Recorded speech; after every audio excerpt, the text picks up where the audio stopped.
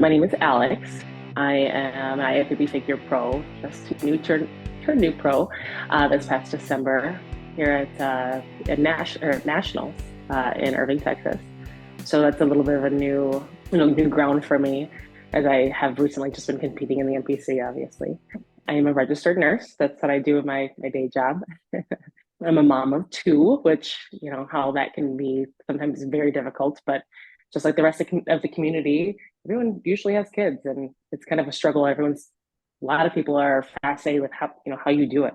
So I know that's one thing that I do like to share, that it's not impossible to have children and be able to pursue this career or this dream that somebody may have of competing as a pro or just competing in general. So I've always been an athlete. It actually started, I think, in sixth grade, where one day, somebody really noticed I was fast. It was actually a friend of mine, his parents, and they're like, "Have you ever considered track and field?" And I was one of eight children, so I have five brothers and two sisters, and we were all athletes, but it's costly, right? Costly to be in sports, and at the time, my parents weren't as financially set. And I remember my family, those friends of mine, were like, "Don't worry about it. We got it covered." We wanted to join. And so I joined, and I was actually really good. And, kind of that's where it started. And I stayed in track and field all the way through junior high, went into high school. And then I kind of dabbled a little bit in boxing. And I was a competitive fighter for a short stint there. And my father was, well, I guess let me back up a little bit.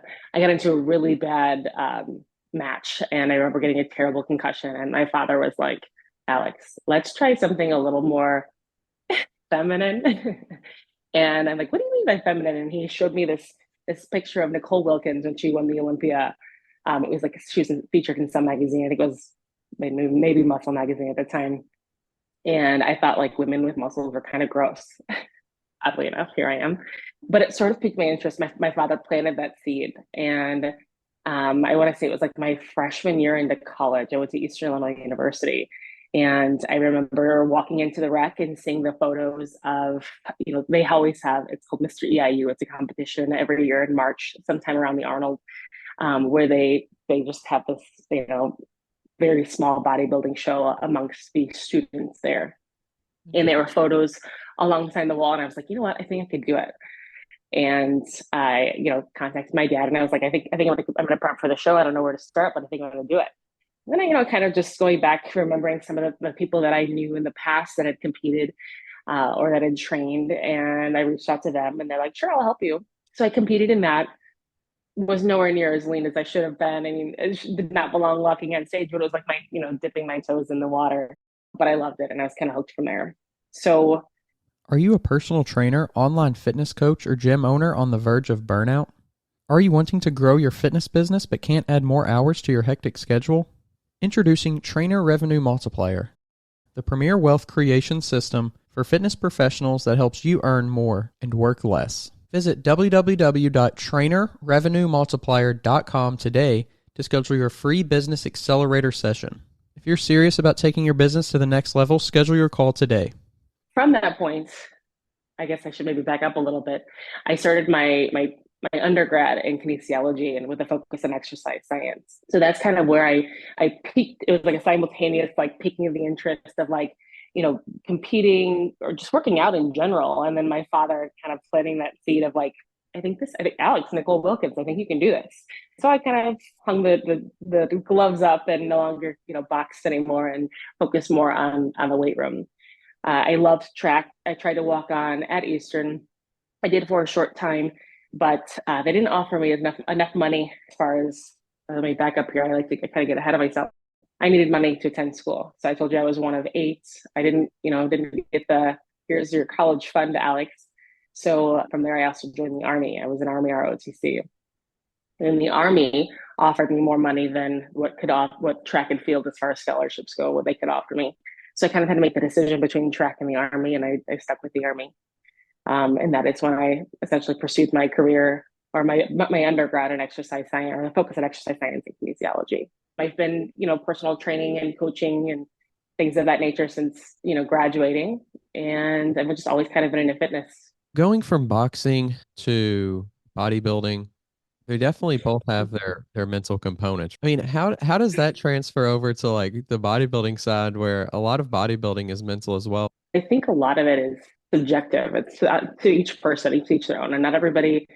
And I hate to like sound like I'm shooting my own horn here, but I don't think everybody has the mentality to cut weight, to step in a ring and to know like, hey, I'm going to be hit and I'm probably going to be rocked and maybe have a concussion, or maybe I'm not. Maybe it's going to be up, the other way around. I think the training aspect is what's the hardest because you get pushed when you have those coaches that are, especially in boxing. I remember her name was Kathy, and she's one of those people in my life that I hold dear and near to my heart. And she was one of those that really believed in me, and she's tough as nails. I mean, we went hours and hours and hours in the ring, and this is just bringing me back and getting teared up here. But I remember, she just we're doing combos in the ring and we're not stopping, and I'm turning blue, because like my lips are turning blue, and she's like, Alex, you need to breathe, you need to breathe, you need to breathe, and you literally go until you can't. And because that's what's going to happen in the ring, right? Like you have a certain amount of time in there, and you can't just quit. You can't say, "Hey, I need you to stop hitting me," because you're going to keep going until that timer runs out. It is just a place I feel like in your brain that you have to go to where you dig as deep as you possibly can, and you can't give up because it's going to be, again, it sounds a little more extreme than it probably is, but it's like life or death. You either do or you don't, and if you don't, you're going to sink. And so I think that's kind of the mentality that I've carried over into bodybuilding, where there's no gray area. It's black and white. And I always kind of had this mindset. It's black or white for me. You either do or you don't. You can try. And I hate the word when people are like, well, I'll try. It's like, no, you either do it or you don't. So make the decision right now. And that's always been my mindset. So, I don't like saying, I think I'm going to try doing this. I think I'm going to, it's, of course, there's a growth period, right? You can try and not be as successful as other people that do it, but you're still doing it, right? And so I think that's where this realm of bodybuilding or boxing differ from other sports, because it is so mental and you have to be mentally tough, and you have to be, it's all or nothing. Did you ever get in there with the mindset of like, all right, am I ready? Or was it always like, all right, I am ready? I never thought that way. I never questioned whether it was ready or not. And I probably wasn't. I remember one specific fight where I got rocked. I mean, that one that I told you about with my dad, I ended up in the hospital because I had concussion, but I not once thought, am I ready?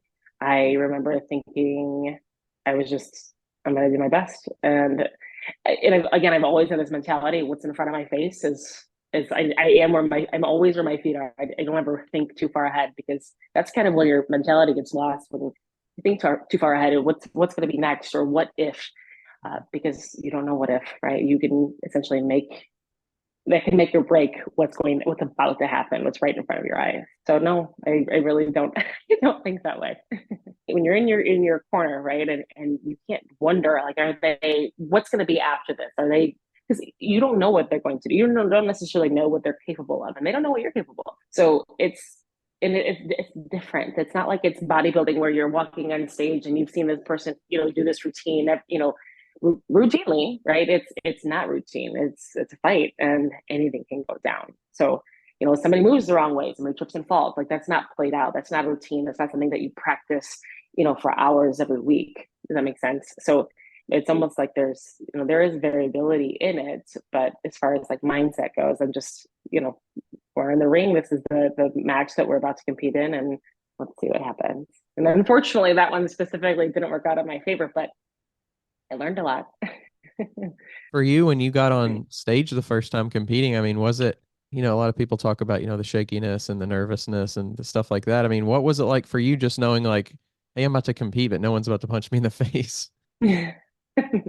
I knew what I was getting into. The saying, you ask too many people for an opinion and you're going to get the wrong one, sort of thing, or you're going to get the wrong advice. And I remember I kind of reached out to too many people, and I received too much advice. And getting on stage, I guess hindsight is 2020.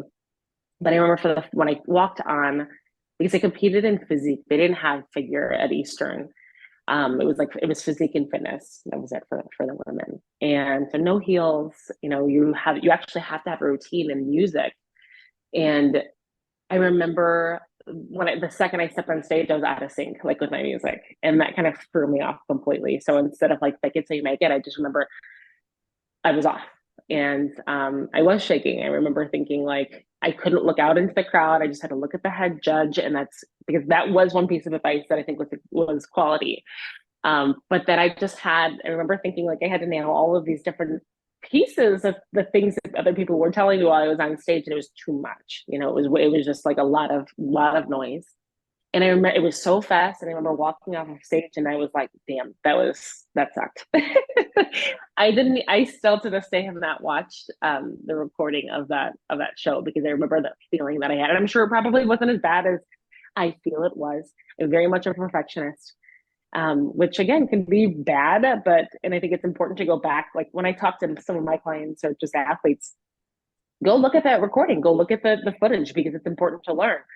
I don't even watch my old fights because it's the same thing, but listen to what I say, not as I do, I guess. But I struggle with that. That is probably one piece of me that is, I guess, flawed, is I don't like to look at them. I'd rather hear somebody tell me what I did wrong than me watch myself. I don't know. Maybe it's like a secondhand embarrassment or something, even though it really isn't. Do you think that that's just being young in the sport too? Are you a personal trainer who wants to scale and grow your business online? Have you been coaching online for years, yet don't know how to incorporate online into your current business model? Introducing Trainer Revenue Multiplier, the premier wealth creation system for fitness professionals that helps you earn more and work less. Visit www.trainerrevenuemultiplier.com today to schedule your free business accelerator session. If you're serious about taking your business to the next level, schedule your call today.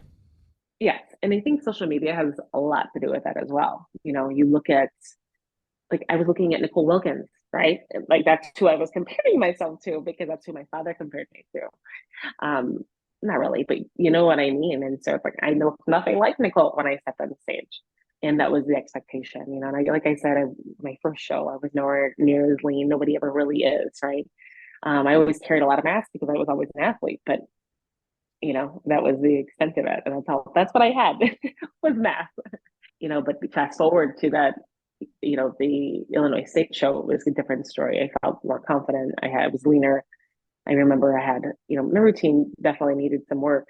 My posing, posing is always something that you can constantly work on, but I felt way better. I remember stepping on stage and thinking, like, I've got this. I was so confident. And again, I think it was maturity too, as I aged or aged, I'm only 30, giving myself making me older than I am.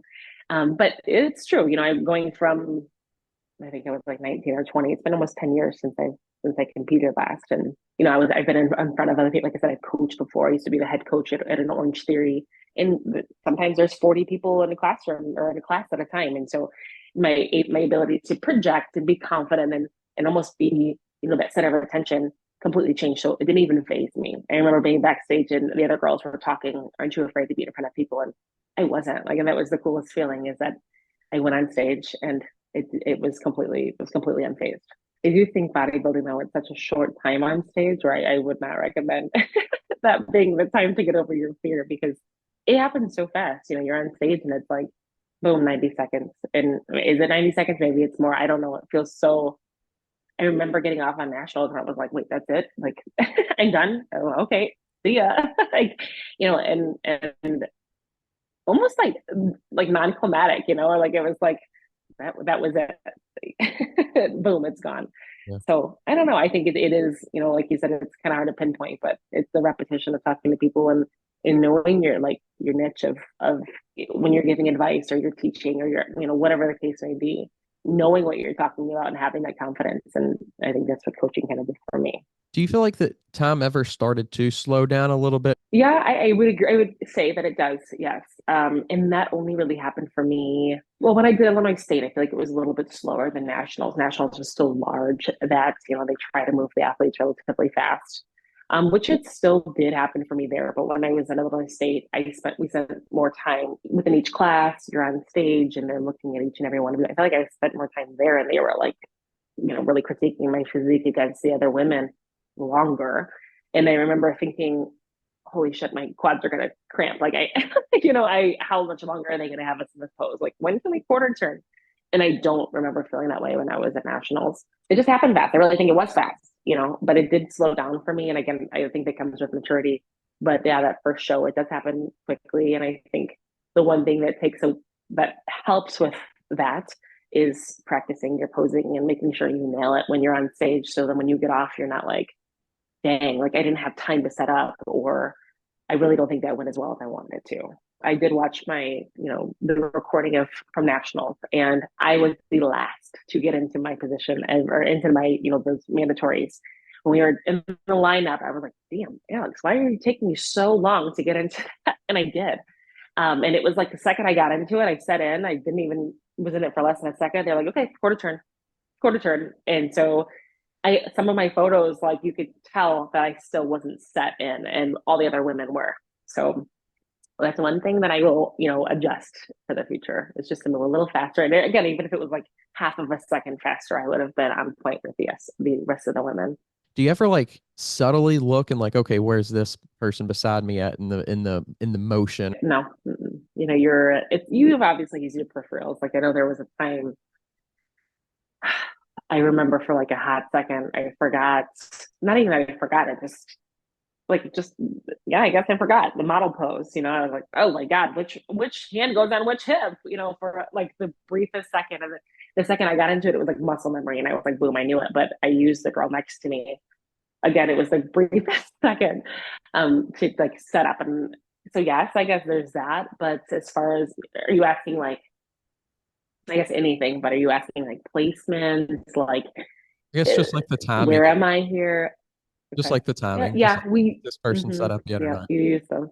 And is that something that getting on stage with like competitor at the national level, like obviously those competitors are going to be at a higher level than other shows. So was it weird for you at all to like get on this stage with people who have like competed for a long time and were trying to achieve this thing, and maybe you were like kind of still young in the sport, knowing like, Mhm. okay, this could be the one for me, but it also I can look around and see that like maybe, maybe it won't be because there's people that have been trying to do this for years and years and years. Yeah, so I remember going into this thinking, I'm going to try my very best. Like if I didn't think there was never a time in my prep where I was, yep, I'm getting my pro card, or yep, I'm going to win, or that never came into my mind, because I know that everybody, one, the sport can be so subjective, right? Like there is obviously such a standard, absolutely, and they follow along that. But I think there is some subjectiveness to it, right? I mean, you're being judged by people.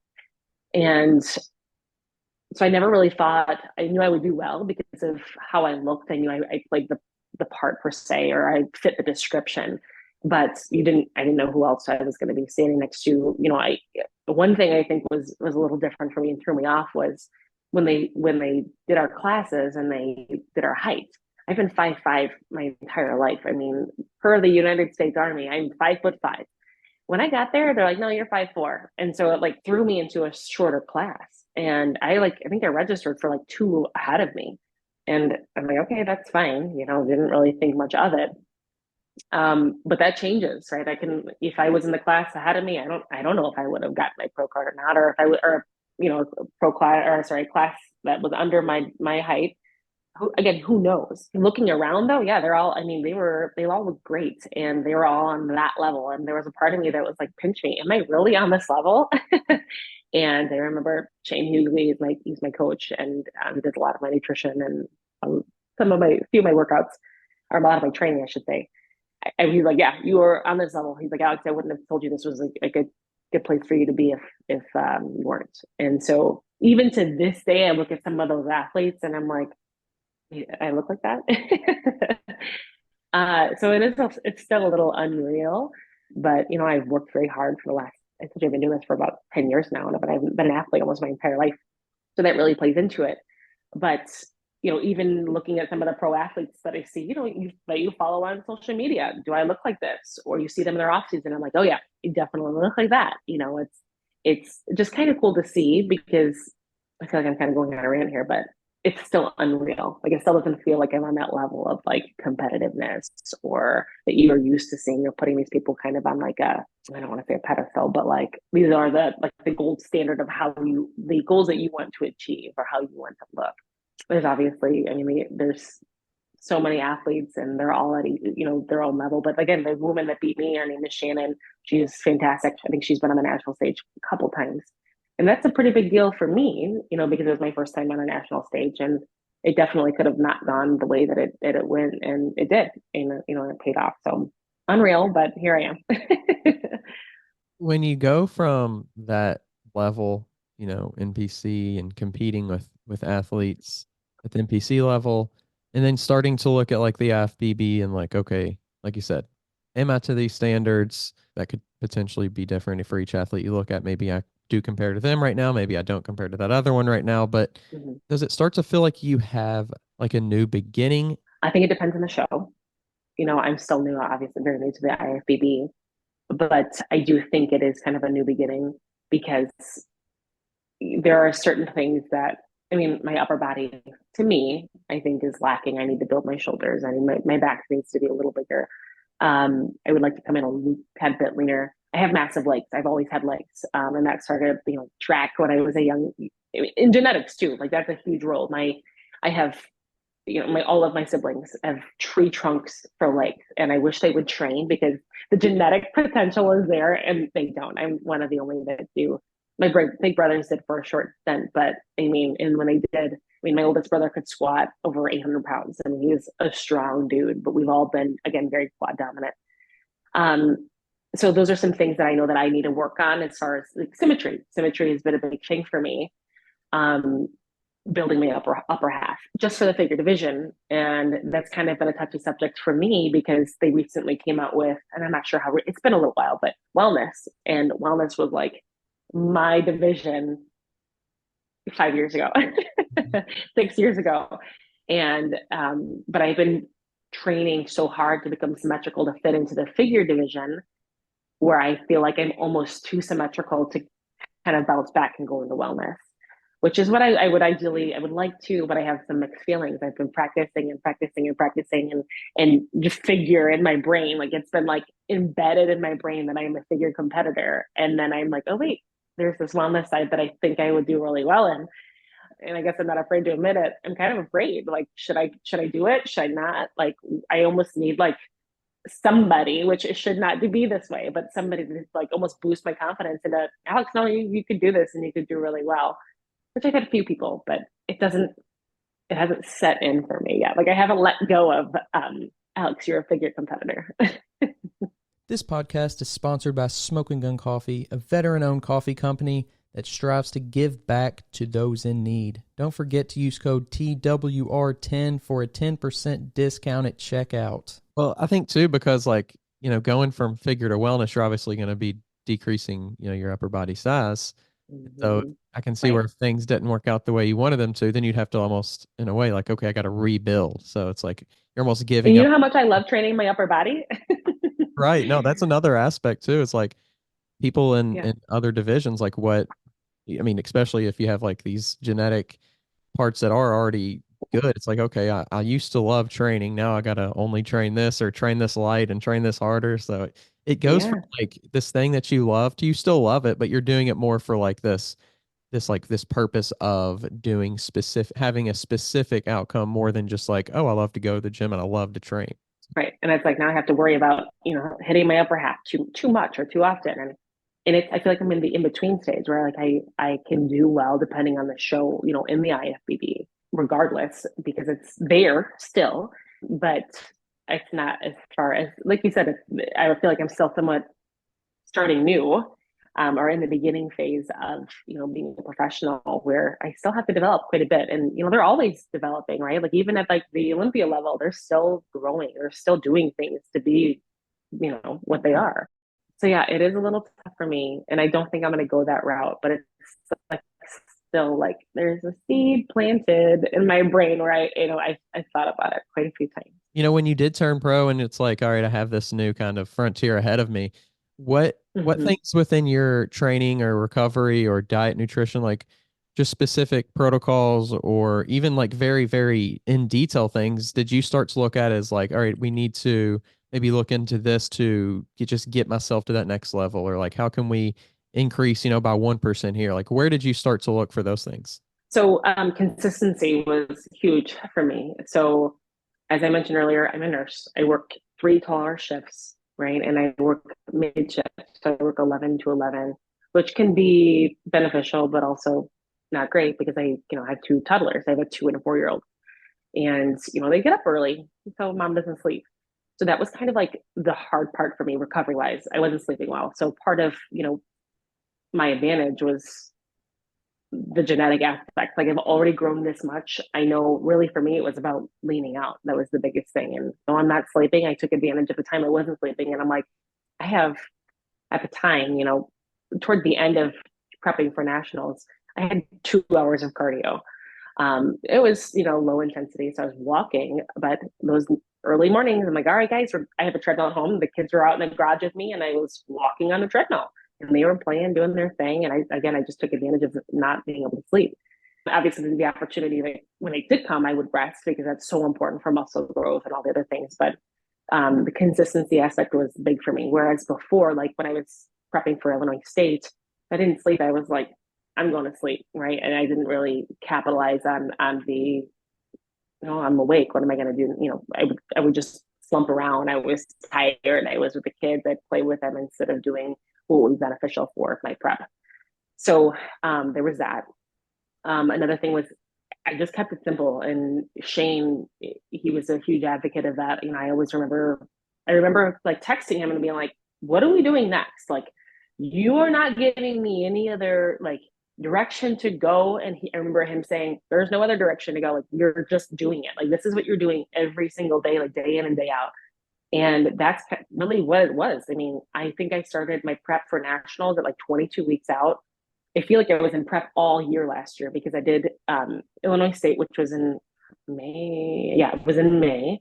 And then as soon I went to Cancun with my family, which was about a week and a half. And then we came back and I was right back into prep again, which was roughly 22 weeks out.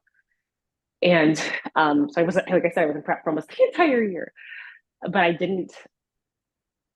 I changed things and it was the consistency and in my mindset, it was like, whether you're tired or not, like you still have to do this. And I prep my meals on the days that I had to work. I prepped the day before, for that entire day. If I didn't get all of my cardio in, I made sure my training was done before I went into work. And if I didn't get my cardio done, I had to do it after work. And again, I have a treadmill at home. So I'd be in my scrubs or in walking, on the treadmill. And some nights, because my kiddos, are light sleepers, I'm like, I'm not going to shower tonight. I guess this is the reality of it, but I still trained. And that was kind of another aspect that was really difficult for me. Was that my daughter, she's in school. She starts at 7:50 in the morning. So if I worked, I was up in the morning. I did some cardio, fasted or not. It didn't matter for me because I was like, I either need to eat or I'm not going to eat for the next 5 hours because I had so much to do. Where I would eat, I'd do my cardio, I'd take her to school, and then I would go straight to the gym. I would take my son there, and they have a 2 hour time cap for daycare. So I knew I had 2 hours to get my training in, and maybe like 30 to 45 minutes, maybe an hour, depending on what I was training that day, I had of cardio. So that left me with like 1 hour of cardio to figure out later on during the day. I'd be walking the hospital. I would go outside if I ever got a break. And if I did, I'd go outside and I'd walk. I would briskly walk and make sure my heart rate was like above 105, 110. But I was timing it and I was making sure I was getting it in and my meals were in. And some nights I wouldn't get home till, I usually get off at 11. I'm supposed to get off at 11, but if there's something that comes in, a trauma or something, I work in the emergency department, a trauma that comes in, I can't be like, deuces, I'm out. It's 11 o'clock. I got to get some sleep, buddy. I got early fasted cardio tomorrow. So it doesn't work like that. So some nights I wouldn't get off till like 1 o'clock in the morning and I would start all over again. Some days were rested, some days were not, but it was a grind and I was very tired, hungry, of course. And but I did it, right? So that was the one thing. If I wanted it, and I did want it, I wanted the damn thing. You're going to work and do what you have to do and kind of manipulate things as much as possible to make it happen. Because you did work those, you said you worked three shifts a week, right? Mm-hmm. How did you kind of then take advantage of the other days that you didn't work? Like what did that schedule then look like? So the routine was pretty much the same because I already kept it. Like I said, my daughter still went to school early in the morning. There were some mornings that I would go back home and I would just chill with my little guy. He's 2. And, we'd play and do our thing. And then I'd go get her. And then the cap, like I said, it's 2 hours at the gym for the daycare. I could get her and my son there at 11, right at 11, and I could train from 11 to 1 when they closed. And so I would capitalize on that because there were times where, I would drop her off and then rush to the gym. I wouldn't get my full 2 hours because I had to pick her up at 10:25. She's in preschool. So it was like like we went down to like a science of timing and how I could, finagle this. So there were the days that I had off that I can make it happen where they both just go to the daycare after she was done with school, which that worked out. And then a lot of it was just me cooking and cleaning my house and doing laundry, and most of the morning time was always spent on training, and what that essentially set me up for success for the rest of the day as far as who I was going to be at home, because my husband needs me. I have to be home. I've got to cook dinner for the kids, which they eat what I eat, so it doesn't really, that wasn't a difficult task. And I know that can be sometimes with other competitors with children, but there's so little that we've shaped their appetite quite a bit where they eat what we eat, so it makes it easy. Yeah. It's cool to me that there's so many people out there that can handle and manage all of those things that it requires, plus their life, plus their job, plus their family. And then, you have people out there who don't really see the light yet. I used to think that, like, there was a part of my brain where I was like, oh my gosh, it's too much stress, my cortisol is going to be too high, I can't do this. And that's so, like, and it's funny because during my prep, I think I was like 2 months out, I went and got labs drawn and my cortisol was perfect. So like I'm sure there were times where it wasn't, it's a snapshot of like what's going on in time, but it's what you make it. And I think a lot of it's mental. There's a lot that goes into it, and it's cool that so many people do it as this, mostly like as a hobby, even at the pro level. Like most people consider it still like, hey, this is my hobby because I'm Right. probably not really getting paid to do it. So it's kind of just I'm doing it for the passion of it. It would be nice. Believe me, I mean, if it happens, that'd be great. But if realistically, like, that's why I'm, a nurse. I have a second degree, and we have I don't know, say a plan B. It's definitely plan A, but it would, like I said, I wouldn't be upset if that happened. For you though, I mean, what's your outlook on the next season, or maybe even next couple of seasons? So I plan to compete this July, the Chicago Pro, and as a figure competitor. I just kind of want to see where things end up. My goal here is to be a lot leaner. I shouldn't say a lot. I was lean for nationals, but leaner than I was at nationals. It's probably one of the things that I really need to hone in on: symmetry and more balance. So I've been really training my upper half. I would like my upper half to be more symmetrical with my lower half. We'll see where that goes. And again, depending on how that goes, we'll determine how the next show goes after that. Ideally, I would like to kind of hang my heels up after this show for a little bit. I want to grow, and then I've also considered growing my family too. This discussion has been made a lot, or has been had, I should say, about having another baby. And if that puts you off for almost 2 years, you have like that, really it's 10 months of pregnancy, and then it's about a year of recovery. And I bounce back really well and fast, but like things just don't always feel the greatest. And not only that, I mean, there's just other things that go into it, right? Like you're nourishing a child, a baby, and it so mentally I'm thinking it'll be close to 2 years before I compete again. And then what the growth that I made, is that gonna what's gonna happen with that, if I go that route. Ultimately, at the end of the day, I don't want to say it's just a show, but they're just shows, and my family's family's forever. So I think after this season, our plan is to grow our family, and then I mean, I'm only 30 years old. I have full intentions of competing and being competitive. Like, I am a competitor. And of course, like you said, we all like to win. And I feel like I'm holding back because I'm sometimes prideful person in that, but I enjoy winning. So I would like to say that I will be seen in some larger shows in the future, whether it's within the next 2 years or 5 years, maybe more, but I will be there. Well, best of luck in that. I feel like the door's always open. That Mm-hmm. people always say the stage will always be there, and it definitely will. But best of luck in this upcoming show in Thank July, you. I think you said. And Yep. I don't know. I've considered actually maybe going to that one. I'm pretty close here in Kentucky, a couple, about 5 hours from Yeah. that show, and it's usually a pretty good show to go to. So maybe I'll see you there if that works out, and Once again, just best of luck in prepping for that. That would be awesome. Thank you so much. I appreciate you. Yeah, absolutely. And if you want to, before we head out, if you want to share any socials or anything like that, you can. Yes, it's my Instagram is IFBB Pro, Alexandra_Porter, and then my Facebook is Alexandra Porter. If you're tired of searching for a coach or trainer, somebody who knows what they're talking about and has experience, make sure you go check out the new Coach's Corner on weightroompodcast.com. You can find quality, qualified coaches to help you achieve your goals, whether that's in bodybuilding or just general fitness. Stop wasting time and start achieving your goals today. The link to the Coach's Corner is down in the description below.